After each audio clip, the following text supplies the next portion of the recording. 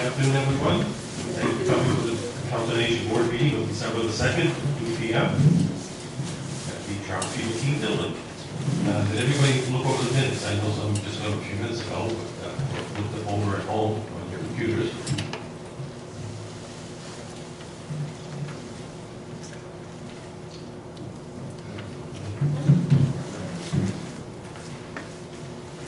Can I have somebody accept the minutes? Or just make a motion. O'Brien, let's go. I make a motion that we accept the minutes from the November meeting. Sorry. Second. Stanley seconded. Stanley second? Any discussion? All in favor? Aye. Aye. Okay, all opposed? So voted. Okay, next thing on our list is the treasurer's report. Am I turned on? I guess I am. You hear it? Okay. Treasurer's report. As of November 30. How would the month of November be gone already? November 30, 2024.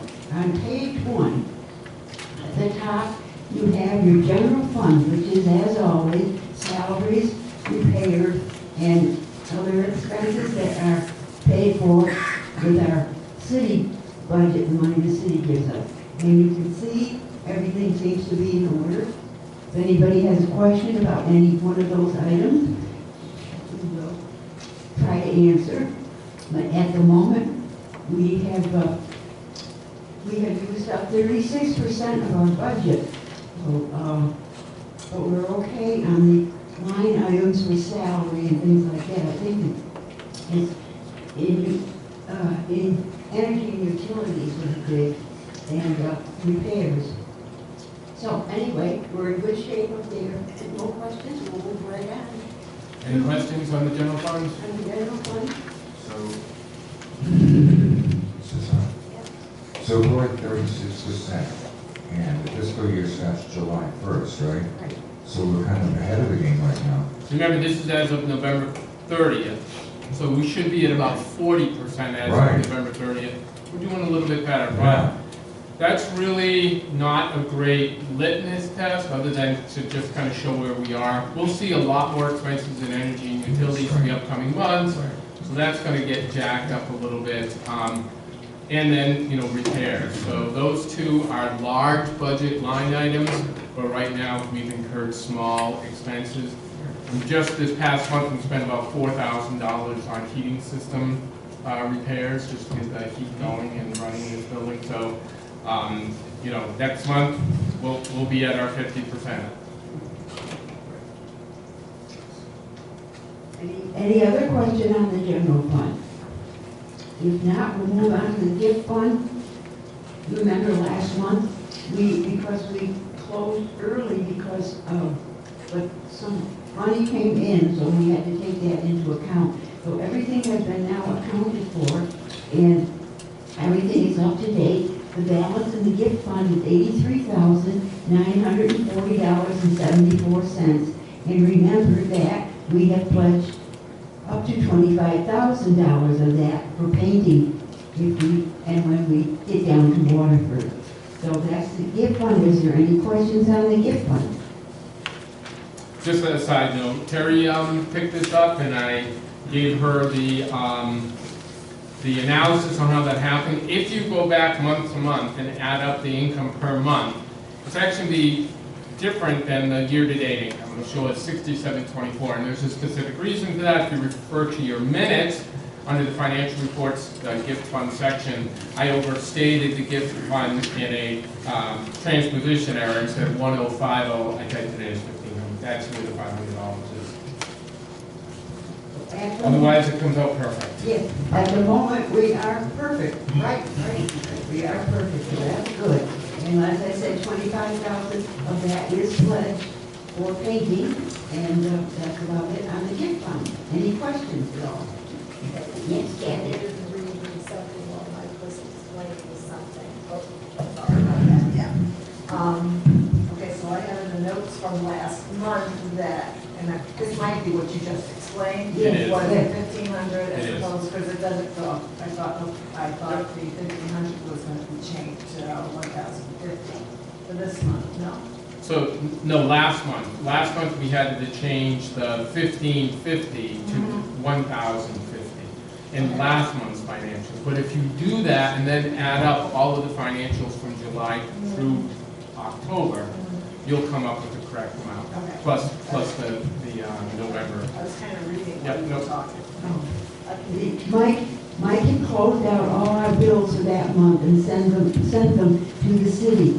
But when some money came in, the city automatically put it in the account, but we had already closed our books and that's where We it is. closed our books, right. Yeah, and that's where the little discrepancy, and nothing untoward, it's just that for once we, why we closed. So, like, I pay bills on the 20th.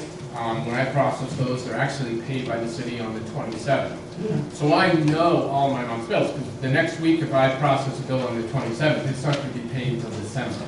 So on the 20th, I can close out my books for the expenses. Income is actually realized when we deposit it. So if I make a deposit on 10/31, it's recorded as 10/31, not a week later, like the expenses. And that's what we did, closed out. And that's the correct balance? It on is, the- yep, we went back and reconciled that with Munis accounts, that's exactly. And we knew that last month, we knew it was We did, overstated by yeah. by $500. We're okay, and we do try to make all our numbers come out right. Okay, if no more questions on the gift, we'll turn over to page 2, which is under that. And there you have the revolving fund, and there's nothing really unusual there. On the very last column over, you'll see contract purchase orders, 3,000 for Hanford, and down at the bottom, 5/11/25 for trips. And those should be cleared out this month, because the 3,000 will be, Hanford will be looking for that money for all the Thanksgiving things, and the other will be. So those, we're carrying them for the moment, and they will be cleaned out shortly.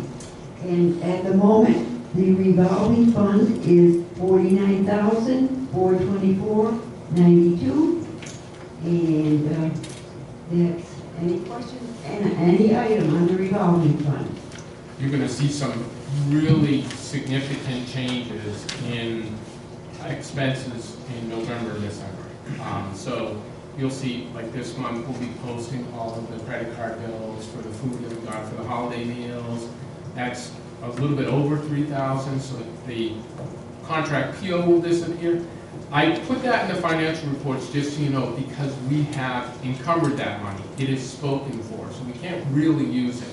But if you look at our cash balance after expenses, it's 52,000, but that's not the real balance of available funds. The real balance was the 49,000.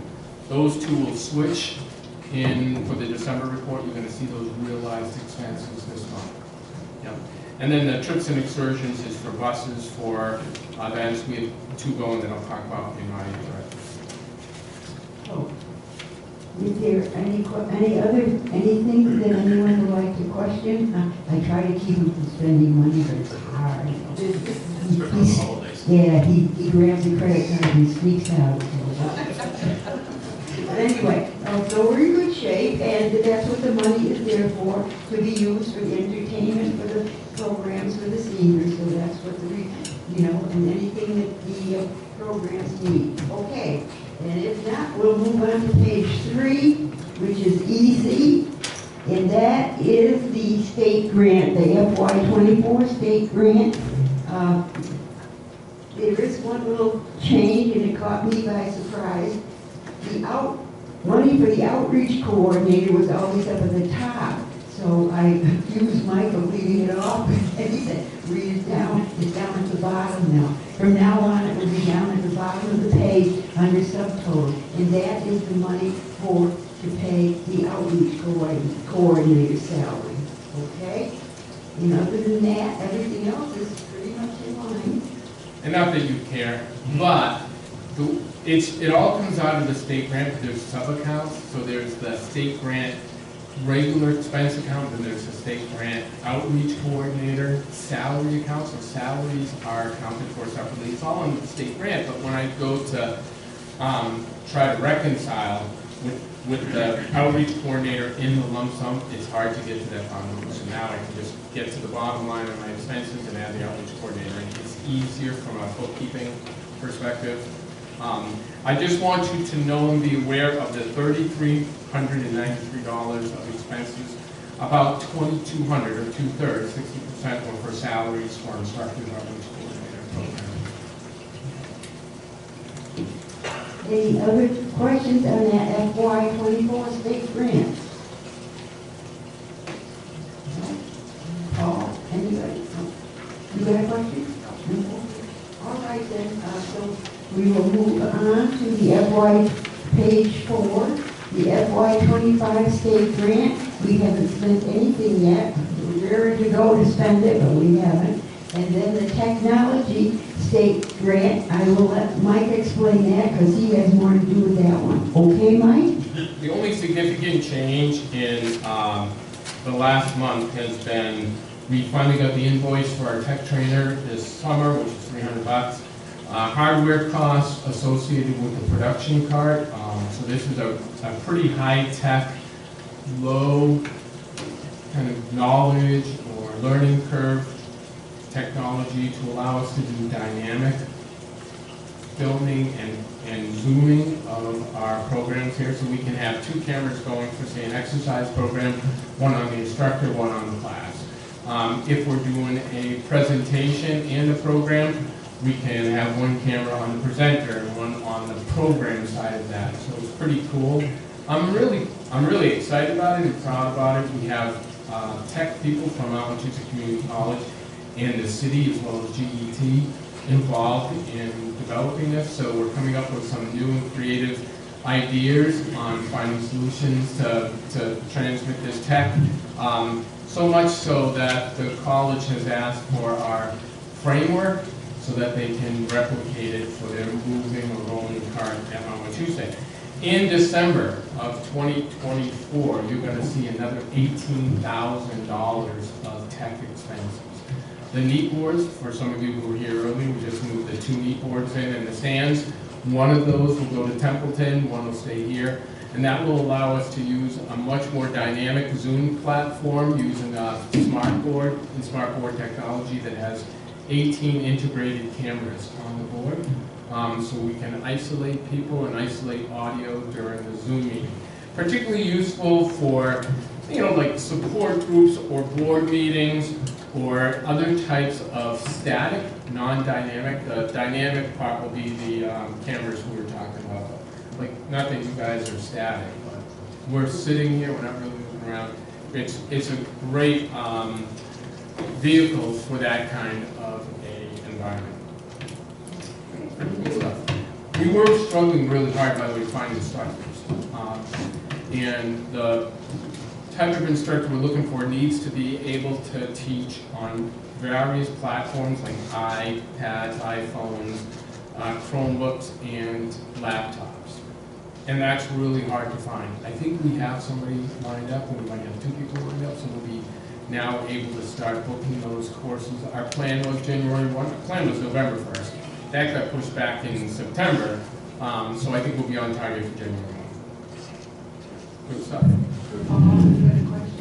So you're planning on like having not just Chromebook classes, but Apple and also Windows? All platforms. Primarily focused on getting people on meeting platforms like Zoom and Teams. So our focus is to get them acclimated to technology to the point where they're able to sign on easily. We'll also do some like safe internet surfing and file management stuff, Computer 101 using a mouse file storage, and accessing the internet. You have to access the internet to use these Team and Zoom meeting platforms anyways. But it's really primarily focused on getting people to be connected using technology. The rest of the stuff is just great. That means I'll be able to pull that up on my laptop. Yep. Say I don't make it to the overclass, Yep. but I could, do do it at home in my pajamas. It's a great question, and the whole basis for this technology grant was to really try to outreach to seniors who may be mobility isolated, or maybe some health reasons, or transportation, right? So we don't often think about people not being able to get here because they don't have a ride, but it's actually much more frequent than you think. So as long as we can get them technology, part of the program is we have a 20 Chromebook lending library. So we'll lend the Chromebooks out for folks to get acclimated, used to, and put their toes in the water and see if they like it. And if they do, then they can go get their own tech. We'll lend it out for a very finite period of time. Hopefully with the end result being that they get their own tech and are able to log into things like fun and fitness, line dancing, and yoga.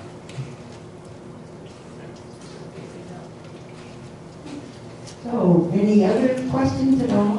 Anything at all? Mike is here, he'll answer, he will. If not, then that is the end of our financial report, and it's safe to say we are in good financial condition, and Mike does a good job, and I try to keep after him a little bit I can. Okay, thank you. Okay.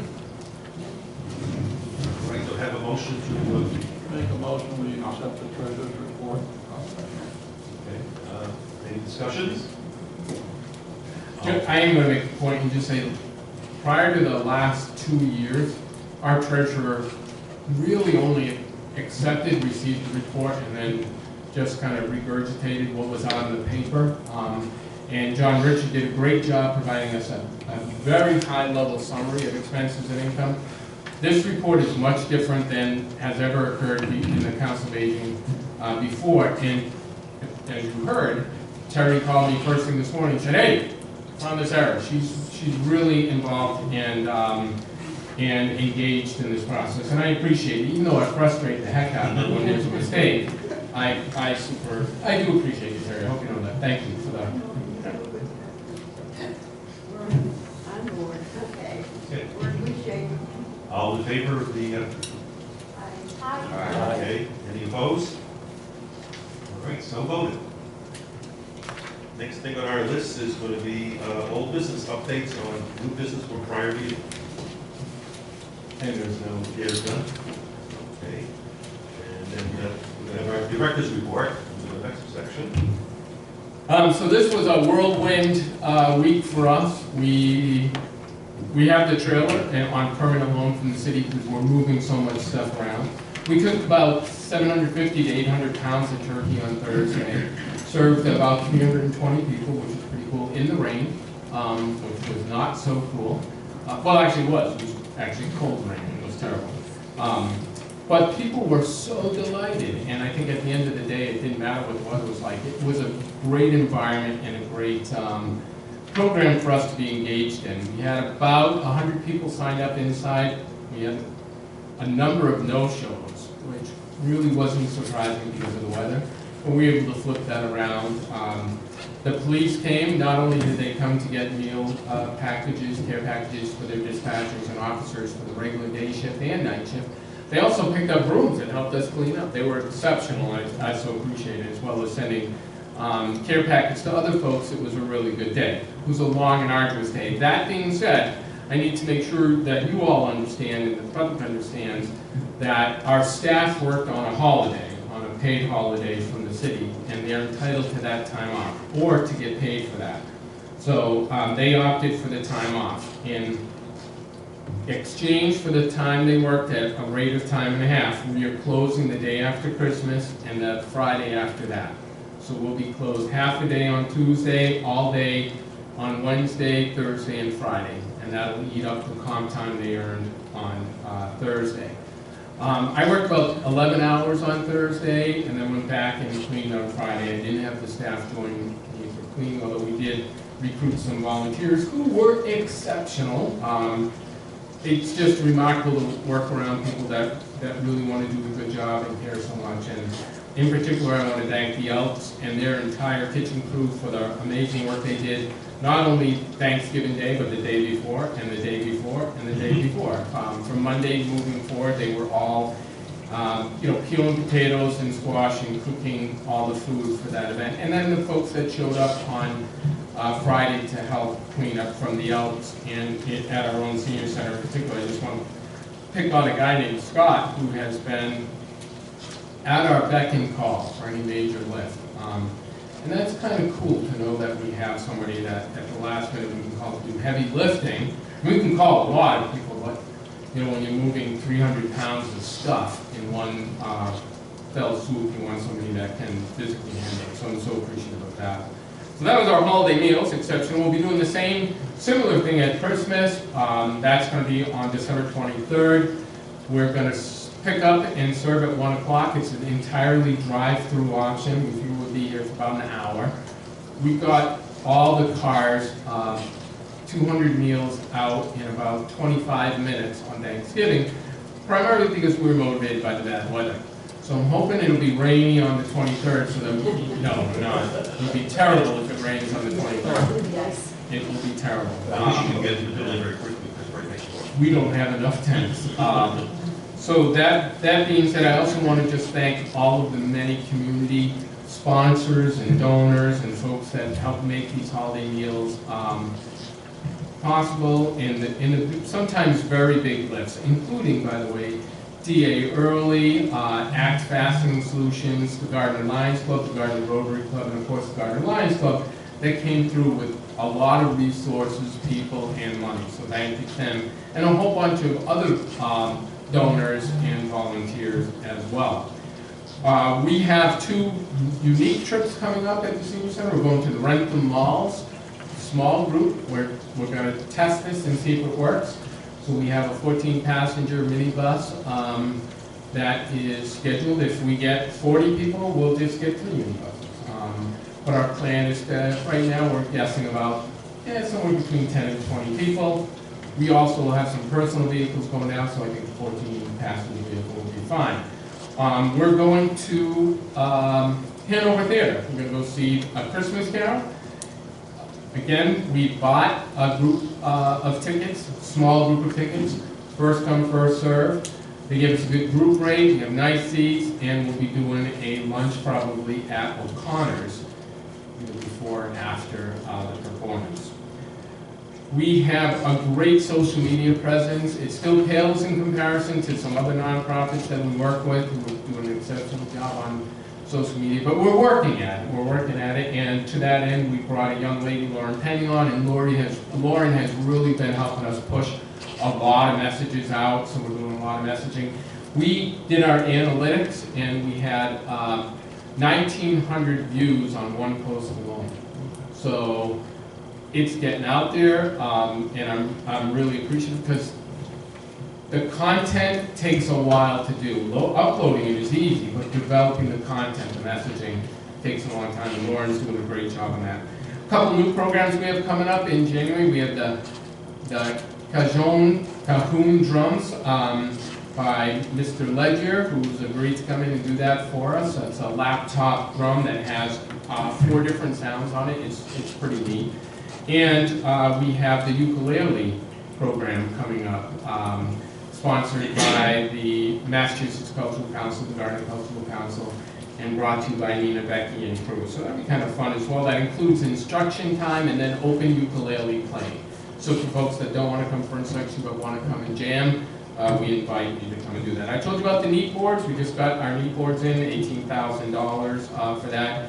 And we are looking for, and I'm going to be asking probably at some point in time, to use a little bit of money from the gift fund to support the staff development on social media, to actually do a 6 or 8 week course on social media, developing content, how to create reels and short videos that we can upload as well. It would be great to capture the essence of yoga, for example, in a social media post as opposed to just having pictures. It doesn't really bring the true nature of the experience to people when it's just a still picture. Lauren is joining us for dance tonight, so she's going to take some video of dance, and that'll be our first attempt at using video and video production as part of our social media push. Those are the big things coming up. Throughout the month of December, we are jam-packed. I mean, our program schedule is full, 100%. We don't have room to add anything if we wanted to. which is really kind of nice, but it makes for very short days because the time goes by quickly, and it requires a lot of work. So I want to give some recognition, of course, to Nancy at the front end, who's fielding all kinds of calls and has to try to figure out how to manage all the reservations for the 27 new programs we have going this month. And Berman, who is constantly moving, flipping rooms, changing things. Again, we had to adapt and overcome today, trying to figure out where we're putting these very expensive meat boards for a short duration stay in a place that's already jam-packed. That's all I have. Starting next week, Thursday, Tai Chi, December 5th. Yeah, we talked about new groups coming, so on December 5th, we have a lot of interest. A lot of people have already signed up for that. So that, again, was a word of mouth. Actually, it was our newsletter. So we're doing a really good job at getting the word out in the community. We now distribute 2,000 full-color newsletters in the greater Gardner community. And we do that using an army of volunteers. And a whole lot of people take a few newsletters, take stacks of 25 and put it in their locations, wherever it might be, doctor's offices, supermarket. We have about 75 locations in Gardner that distribute these for us from on the counters and make them available to their folks. It's pretty cool. And they went up 300 newsletters just in the last 2 months. They've given us, they produced that many more for us. So we're putting them out. We still have a little stash available. I kept a lot for the Christmas party and the Thanksgiving party. But now they're ready to be distributed. So if you have an outlet that we haven't tapped yet, you're thinking of, that don't have newsletters, please let us know. Now, the reason I was getting there is somebody happened to be at their doctor's office and picked up the senior review and was reading it and saw a little announcement in there that said, hey, you have ideas for new programs? You got particular skills and talents? College, we want to know. So he called me. He said, I do these drums, and I'd love to do a drum class, and I haven't been able to find a venue, an opportunity, a place that we can do them. I'd love to offer that to seniors. So that's how we got engaged with this gentleman, and why we're able to offer things like Tai Chi and drumming and ukulele. So again, I appreciate the folks that support us and make this stuff possible and allow us to be successful.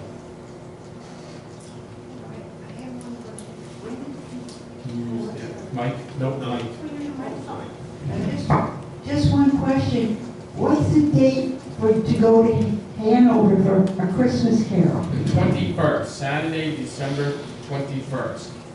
It's a 2 p.m. matinee show. That's why I said we haven't quite figured out if we're going to leave here at 11 and do lunch first, or do lunch after, or do dinner after.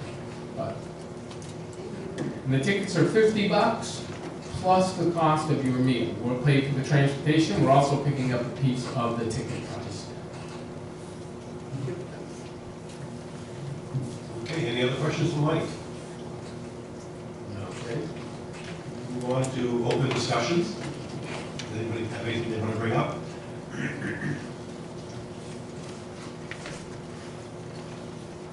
Nothing? Quiet group. Yeah. I think they're all tired up with Thanksgiving. Oh, Yes. can we talk a little bit more about the Chromebooks and how that's gonna operate? Like when people lend out Chromebooks and then it comes back, you have to monitor that, like, make sure they ruin the Chromebook, or if there's any damage to it, there's gonna have to be some sort of monitoring that lending library. We're in the process of finalizing the end user agreement and the terms of that agreement. But one cool thing is we decided to spend a little bit of money on purchasing Google Manager. So Google Manager allows us to register all 20 Chromebooks. And if one should disappear, maybe a grandchild took it and brought it home after spending time with grandpa or grandma, or it was absconding, we can shut the Chromebook off, and it can't be turned on. It can't be overwritten, it can't be flashed.